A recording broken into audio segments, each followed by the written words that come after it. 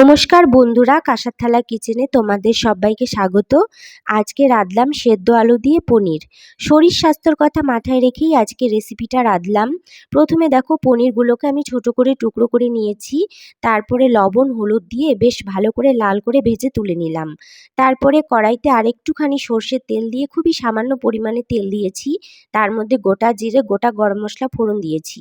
তারপরে সেদ্ধ করে রাখা আলুটা দিয়ে একটু নেড়ে চেড়ে এখানে টমেটো, কাঁচা লঙ্কা, আদা পেস্ট করে রেখেছিলাম সেটা ঢেলে দিলাম। তারপরে জিরে গুঁড়ো, ধনে গুঁড়ো, লবণ আর হলুদ দিয়ে ভালো করে জল দিয়ে ঢেকে ঢেকে কষিয়ে নেব।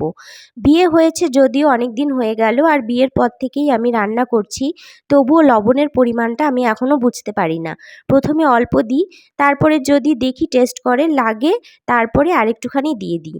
রান্নাটা প্রায় মোটামুটি হয়ে এসেছে। আমি আলুগুলোকে আরেকটু খুন্তি দিয়ে ভেঙে ভেঙে দিলাম যাতে ঝোলটা একটু গ্রেভি গ্রেভি হয়, কারণ এখানে তো কোনো সেরকম মশলাপাতি পড়েনি, তার জন্যই আর কি। তারপরে পরিমাণ মতো গরম জল দিয়ে দিলাম।